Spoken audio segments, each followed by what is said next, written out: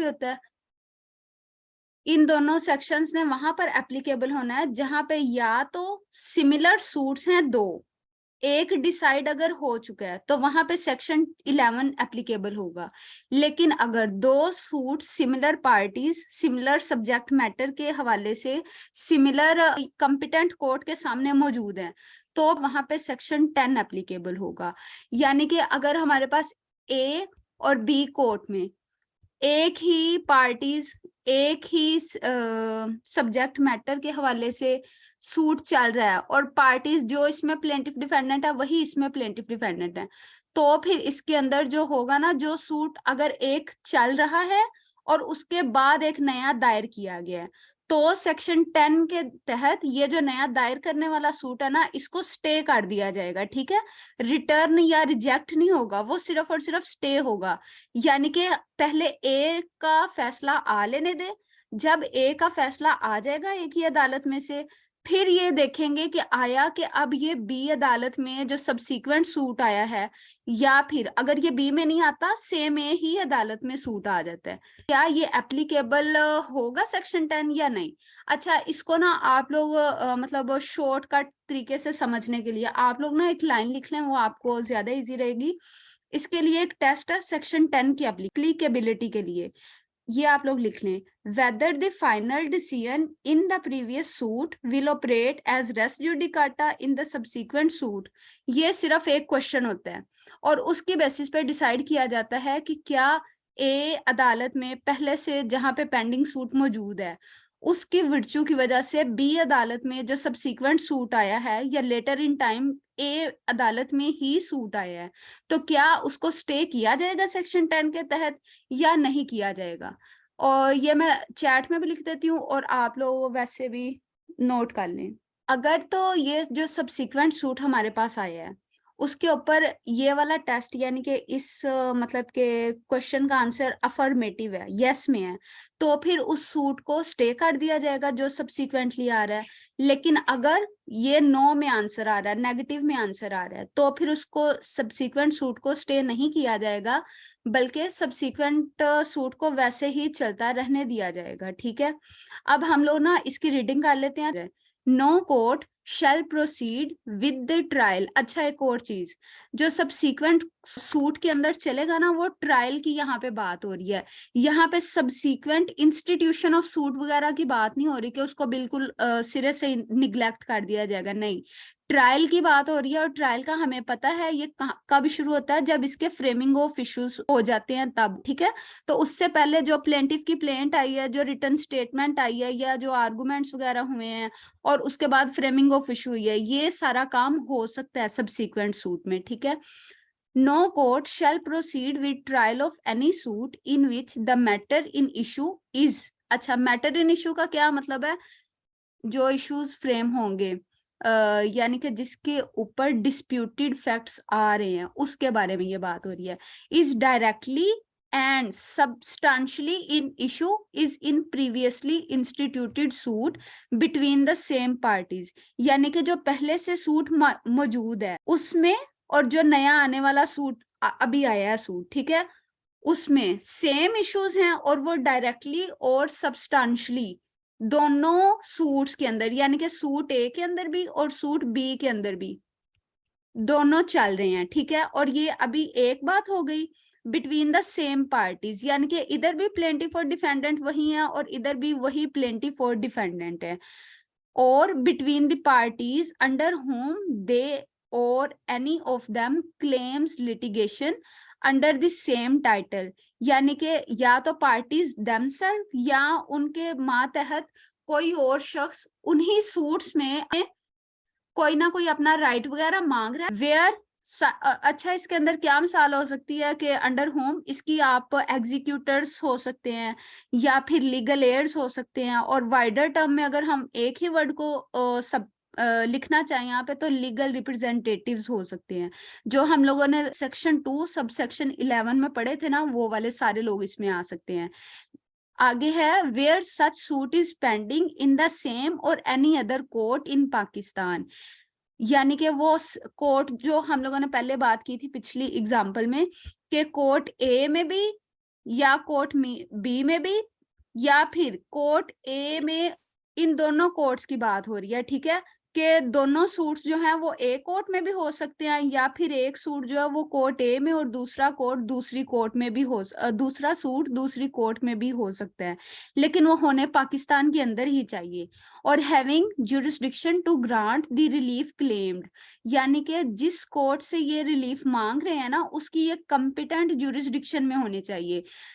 वो उसका जो एडजुडिकेशन है ना, फाइनल एडजुडिकेशन, वो लीगली दे सकती हैं, ठीक है। To grant the relief claimed or in any court beyond the limits of Pakistan established or continued by the federal government, या फिर अगर वो कोर्ट जो है वो पाकिस्तान में मौजूद नहीं है लेकिन किसी और जगह पर मौजूद है, लेकिन उस कोर्ट को इस्टेब्लिश या कंटिन्यू पाकिस्तान की फेडरल गवर्नमेंट ने किया है, एंड हैविंग लाइक जुरिस्डिक्शन, और उसकी जुरिस्डिक्शन भी सेम ही होगी जिस तरीके से पाकिस्तानी कोर्ट्स के होती है, और बिफोर द सुप्रीम कोर्ट, और या फिर वो सुप्रीम कोर्ट तक ही क्यों ना वो सूट मौजूद हो, ठीक है। फिर आगे है explanation, dependency of a suit in the foreign court does not प्रीक्लूड the courts in the Pakistan from trying a suit founded on the same cause of action। अच्छा, वो ये कह रहा है कि अगर कोई फॉरेन कोर्ट में सूट चल रहा है या कोई सूट पेंडिंग है, तो उस फैक्ट की वजह से कि ये आउट ऑफ पाकिस्तान सूट चल रहा है किसी फॉरेन कोर्ट के अंदर, तो फिर जो होगा ना सेक्शन 10 जो है वो एप्लीकेबल नहीं होगा, चाहे उसकी जो ग्राउंड है, कॉज ऑफ एक्शन है, वो फॉरेन कोर्ट में और पाकिस्तान की कोर्ट में, हाँ वो एक ही हो, सेम ही हो, ठीक है। अच्छा, यहाँ पे आप लोग फॉरेन कोर्ट के लिए ना सेक्शन 2 सबसेक्शन 5 लिख लिया आप लोगों ने? मतलब समझ आ गया आप लोगों को? जी मिस आ गई। अच्छा, आ गया सेक्शन 11। अच्छा, अभी हमारे पास जो है ना वो सेक्शन 11 है। सेक्शन 11 बता रहा है रेस जुडिकाटा के बारे में। काटा के अंदर क्या होता है कि एक जो सूट है वो पहले डिसाइड हो चुका है, और उसके अंदर जितने भी मैटर इश्यूज थे, मतलब कि जितने भी आप, अगर हम इसको एक लाइन में समझे ना, मैटर इन इशू का ये मतलब है कि जो जो डिस्प्यूटेड फैक्ट्स हैं, जो कि प्लेंटिफ ने क्लेम किए हैं कि मुझे ये चीज कोर्ट से चाहिए, और डिफेंडेंट उनकी इनकारी कर रहे हैं, उन डिस्प्यूटेड फैक्ट्स की बिना पे जो हमारे पास फर्दर बनते हैं ना इश्यूज फ्रेम होते हैं, ये उसकी बात हो रही है, ठीक है। अच्छा, इसके अंदर होता क्या है कि इसमें एक केस डिसाइड हो चुका है रेस जुडिकाटा का, जब आप लोगों ने करना है कि एक केस 2010 में आया था और वो 2010 में डिसाइड हो चुका है। अब आप इसकी अपील तो प्रेफर कर सकते हैं, और रिवीजन अगर उसकी एप्लीकेबल होती है तो आप रिवीजन भी कर सकते हैं। अगर कभी उसकी रिट भी बनती है, जहां पे आप लोगों के पास कोई और रेमेडी नहीं होती, वहां पे हमारे पास रिट होती है, ठीक है। तो अगर आपकी कोई और रेमेडी मौजूद नहीं है तो आप रिट कर सकते हैं, लेकिन इनके अलावा आप ये नहीं कह सकते कि जो 2010 में सूट फाइनली डिसाइड हो चुका है वो मैं 2050 में दोबारा कोर्ट में लेके जाऊं। चाहे आप 2070 में चले जाएं, चाहे 2030 में चले जाएं, ये कभी भी आप इस सूट को जो फाइनली डिसाइड 2010 में हो चुका है उसको दोबारा से ट्रायल कोर्ट में नहीं लेके जा सकते, ठीक है। लेकिन अगर आप इसकी अपील प्रेफर कर सकते हैं, और ये सुप्रीम कोर्ट तक भी केसेस चलते हैं, वहां से रिमांड भी हो जाते हैं, और रिमांड होने के बाद दोबारा से डिसाइड होते हैं। वो एक सेपरेट सारा फिनोमेना है, आपने इसको उसके साथ कंफ्यूज नहीं करना। और दूसरी ये बात है कि रेस जुडिकाटा में केस फाइनली डिसाइड ही ट्रायल कोर्ट के पर होता है, ठीक है। हाँ, लेकिन दूसरी बात जो ये है इसमें कि ऐसा नहीं हो सकता कि अगर आपने एक ही इशू के ऊपर, एक ही ग्राउंड के ऊपर अपील प्रेफर की थी, अब दूसरी बार जब आप कोर्ट में जा रहे हैं ना सेम ग्राउंड के ऊपर, आप दोबारा अपील भी दायर नहीं कर सकते। कहने का यह मतलब है कि अगर आप सिविल कोर्ट में कोई केस लेके जाते हैं और वहां से कोई चीज डिसाइड करवा लेते हैं एक बार, तो वो वहां से डिसाइड होने के बाद दूसरी बार सेम कोर्ट, सिविल कोर्ट में नहीं जा सकता केस, हाँ एपीलेट कोर्ट में जा सकता है, और ये सुप्रीम कोर्ट तक चलता जा सकता है। सुप्रीम कोर्ट से केस रिमांड होकर दोबारा अगर ट्रायल कोर्ट में आएगा ना, तो वो एक सेपरेट चीज है जिसको हम लोग फर्दर अपील में जाके पढ़ेंगे। लेकिन दोबारा से मैं इस चीज को रिपीट कर रही हूँ, हम लोग यहाँ पे नहीं आएंगे मतलब ट्रायल कोर्ट में। और दूसरी ये बात है कि अगर एक ग्राउंड के ऊपर हम लोगों ने अपील दायर कर ली है, उस ग्राउंड के ऊपर दोबारा से हम लोग दूसरी कोर्ट में जाके सेम ग्राउंड के ऊपर अपील भी दायर नहीं कर सकते। यानी कि रेस जुडिकाटा अपील्स के ऊपर भी एप्लीकेबल है, और उसके अलावा ये जो सूट्स हैं उसके लिए भी एप्लीकेबल है। और इसमें भी वही बात है कि सेम पार्टीज होने चाहिए, सेम उनका इश्यूज वगैरह होने चाहिए इसमें, और सेम मतलब के कॉम्पिटेंट कोर्ट होनी चाहिए, सेम टाइटल होना चाहिए उनका, ये बाकी सारा कुछ सेम है। लेकिन सेक्शन 10 के अंदर क्या चीज हम लोगों ने कही थी कि केस अभी डिसाइड नहीं हुआ और दूसरा सूट जो आया है वो दायर हुआ है, लेकिन उसको हम लोगों ने रोक दिया है। लेकिन जो सेक्शन 11 है उसके अंदर दूसरा कोर्ट जब भी आएगा हम लोग उसको डिसमिस ही करेंगे, ठीक है। ये इन दोनों में डिफरेंस था। अब मैं आपको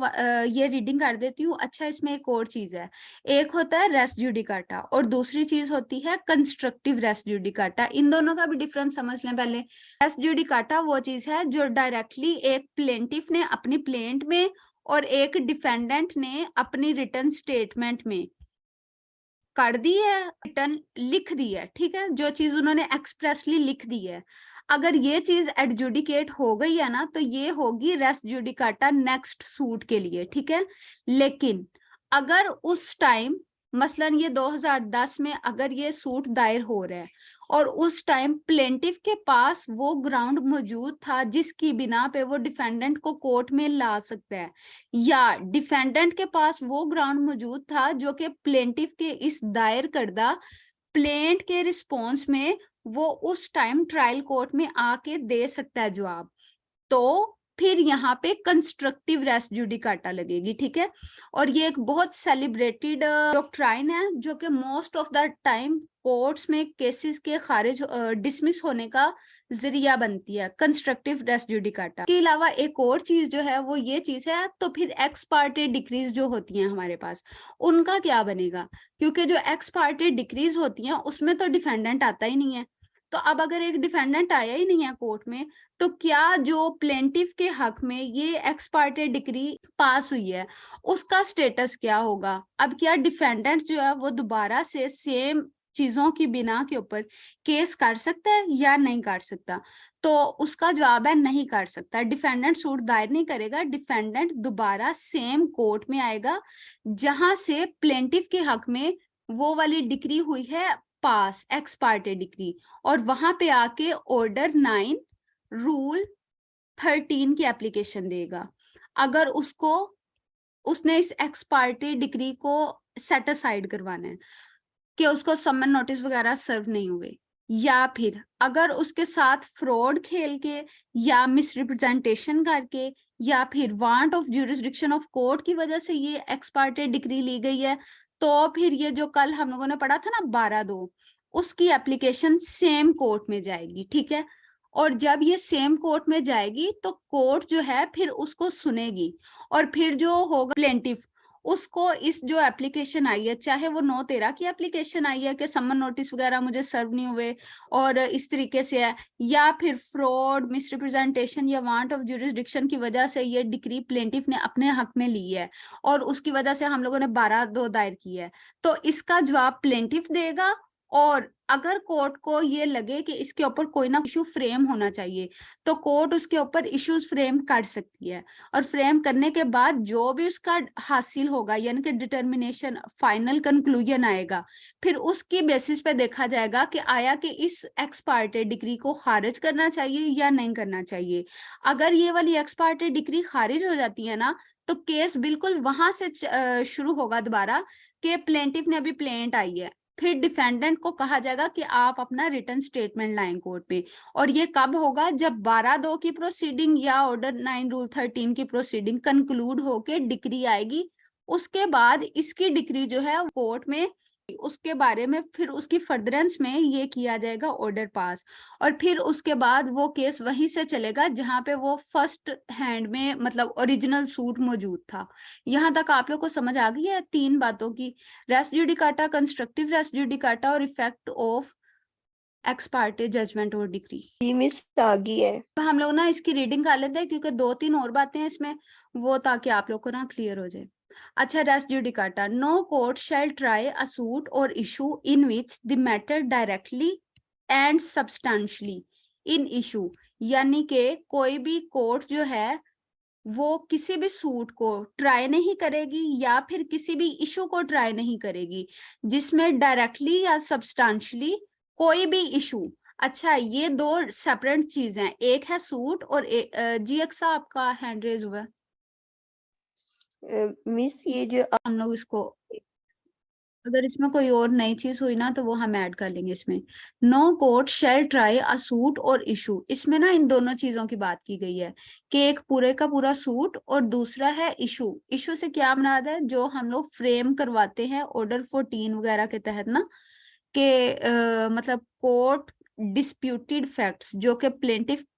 कह रहा होता है कि मेरे हक में कोर्ट फैसला करे जिनकी बुनियाद पे, और डिफेंडेंट कह रहा होता है उसको डिनाई कर रहा होता है, या फिर डिफेंडेंट अपने रिटन स्टेटमेंट में उसको मांगता है लेकिन जो प्लेंटिफ है वो उसको डिनाई कर रहा होता है, उनको कहते हैं डिस्प्यूटेड फैक्ट, और उनको लीगल लैंग्वेज में हम लोग कहते हैं इश्यूज। ठीक है, तो यहाँ पे वो ये कह रहा है कि कोई भी कोर्ट ना तो किसी सूट को ट्राई करेगी और ना ही किसी इशू को in which the matter directly and substantially in issue has been directly and substantially in issue in the former suit between the same parties or between the parties under whom they or any of them claim litigating under the same title in the court competent to try such subsequent suit। अब वो ये कह रहे हैं कि अगर एक previously farmer suit जो है वो डिसाइड हो चुका है दो पार्टीज के दरमियान, ठीक है, या फिर वो उन लोगों के दरमियान जिसके मातहत कोई भी शख्स अपना कोई भी राइट या क्लेम मांग रहा है और उनका सेम टाइटल था और उनका जो क्लेम था वो भी सेम नेचर का था, ठीक है, और वो बिफोर किसके था, competent court to try such subsequent suit. अब पहला सूट जो है वो भी एक कॉम्पिटेंट कोर्ट ने डिसाइड किया है, लेकिन जो दूसरा सूट है वो भी एक कॉम्पिटेंट कोर्ट के पास ही आया है, or the suit in which such issue has been subsequently raised, या फिर जो दूसरा सूट बाद में आया है उसमें वही इशू जो है वो दोबारा से रेज किए गए हैं, मतलब दोबारा से उठाए गए हैं, and has been heard and finally decided by such court, और जो पहले वाला कोर्ट है ना उसने उनको सुन भी लिया हुआ है और फाइनली डिसाइड भी कर दिया हुआ है। यानी कि अगर किसी एक कोर्ट ने किसी भी सूट को या इशू को पहले ट्रायल कर लिया हुआ है उसका और उसके ऊपर अपनी फाइनल डिसीजन दे दी है, तो फिर सब्सिक्वेंटली कोई बी कोर्ट या सेम ए कोर्ट ही उसी इशू को दोबारा आने वाले किसी भी सूट के अंदर डिसाइड नहीं करेगी। Explanation 1, the expression former suit shall denote a suit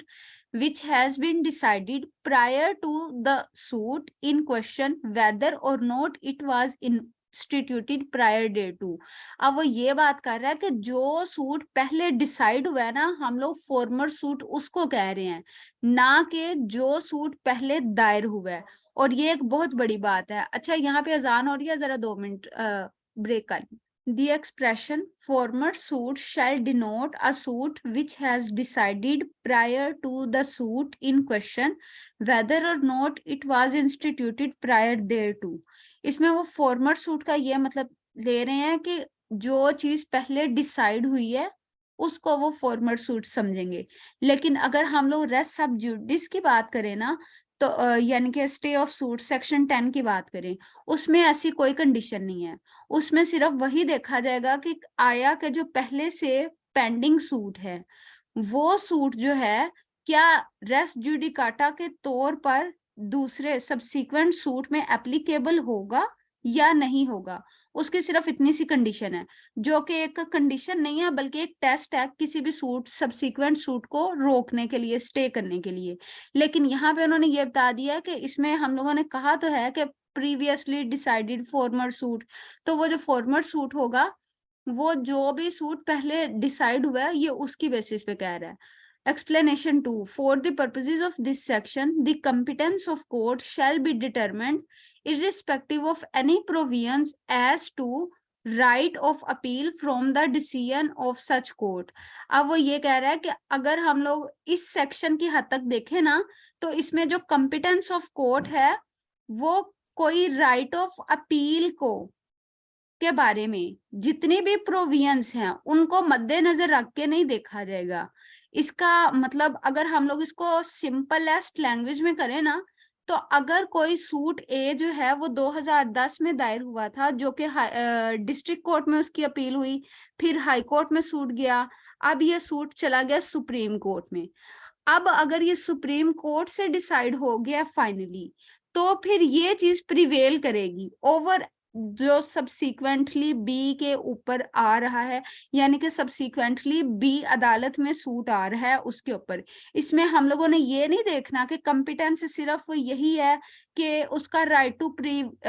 appeal किस कोर्ट में होगा या किस कोर्ट में नहीं होगा, नहीं, हमने उसको राइट टू अपील के लिहाज से कॉम्पिटेंस को जज नहीं इसमें करना, ठीक है। फिर उसके बाद आ जाती है तीसरी बात, एक्सप्लेनेशन नंबर 3। एक्सप्लेनेशन नंबर 3 में है द मैटर अबव रेफर्ड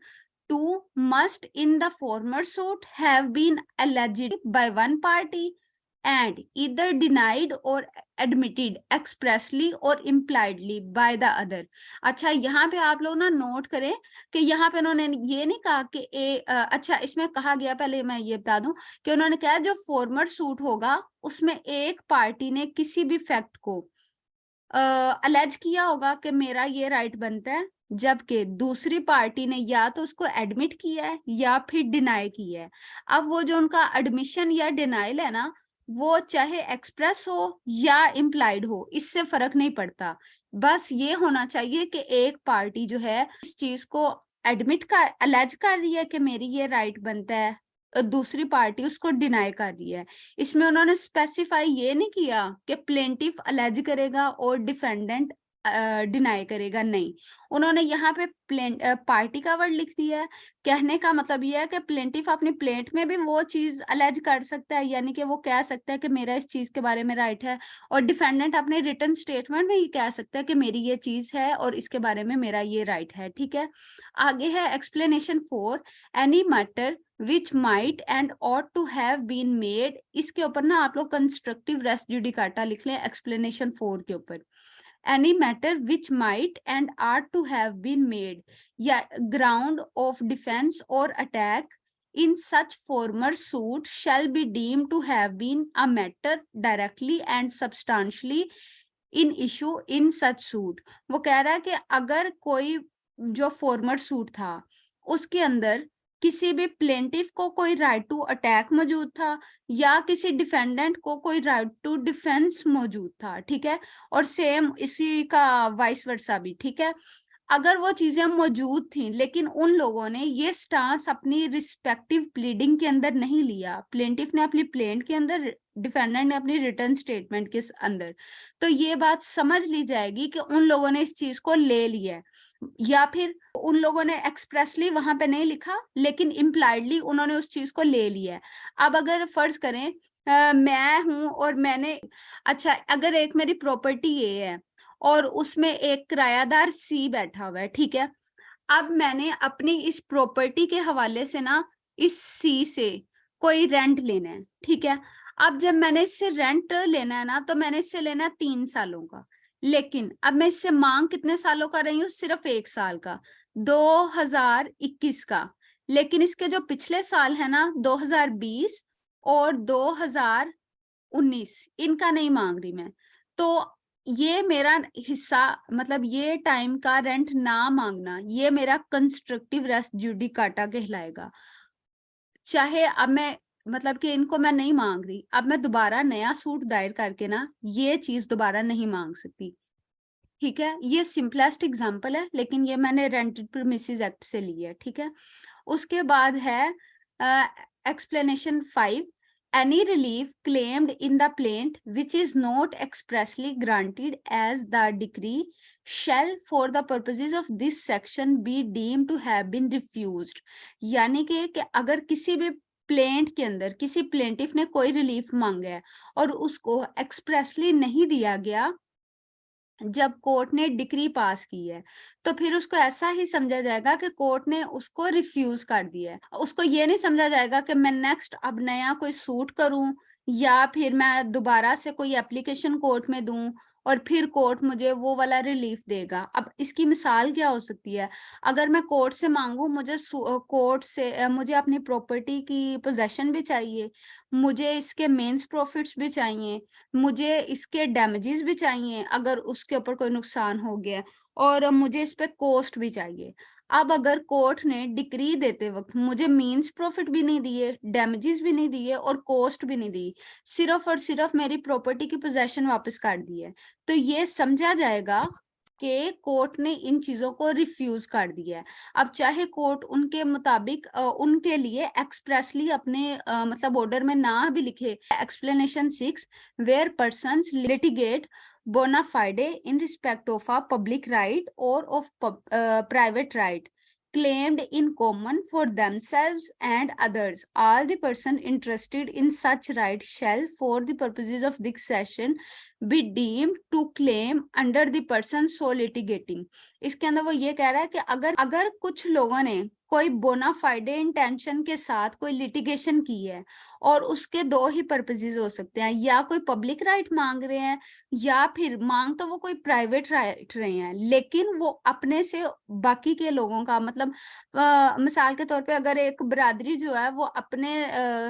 एक चट्ठा बिरादरी है, ठीक है, वो लोग आए हैं, सारे एक गांव में रह रहे हैं और उनकी तादाद 500 है। उन 500 में से 50 लोग कोर्ट में गए हैं और अपना कोई राइट मांग रहे हैं, ठीक है। अब वो ये समझा जाएगा कि ये जो बाकी के 450 लोग हैं ना, क्योंकि इन 50 लोगों ने वो बोनाफाइडे तरीके से ये लिटिगेशन कोर्ट में दायर किया है, तो फिर ये बाकी 450 लोग हैं, उन्होंने अपना जो राइट है ना वो इस्तेमाल कर लिया है। उन्होंने अपना राइट उन्हीं 50 लोगों के मातहत उसको क्लेम कर लिया है। अब वो जो 450 लोग बचते हैं 500 में से, वो 500 हैं, वो दोबारा कोर्ट में नहीं आएंगे और ना ही कोर्ट में आके अपने राइट्स को मांगेंगे, बल्कि वो जो 50 के चाहे हक में हुआ है फैसला चाहे खिलाफ हुआ है, वो बाकी के 450 लोगों पर भी उसी तरीके से एप्लीकेबल होगा जिन उन 50 लोगों के ऊपर एप्लीकेबल है। ये चीज आप लोग को समझ आ गई है यहाँ तक का? अच्छा मैम, ये सारा कुछ कंस्ट्रक्टिव रेस जुडिकाटा में आएगा? नहीं सर, ये सिर्फ एक्सप्लेनेशन 4 जो है ना वो कंस्ट्रक्टिव रेस जुडिकाटा है। ये 5 और 6 जो है ना, ये जो 5 है ये कोर्ट की तरफ से बताया गया है कि कोर्ट जो है वो अपने रिलीफ में क्या कर सकता है या क्या नहीं कर सकता या किस तरीके से उसको एप्लीकेबल। लेकिन अगर आप रिलीफ के सिर्फ रिलीफ की हद तक समझे ना तो ये आ भी सकता है, लेकिन इसको लॉ की लैंग्वेज में 5 और 6 को कंस्ट्रक्टिव रेस जुडिकाटा नहीं कहते, सिर्फ और सिर्फ 4 को ही कहते हैं।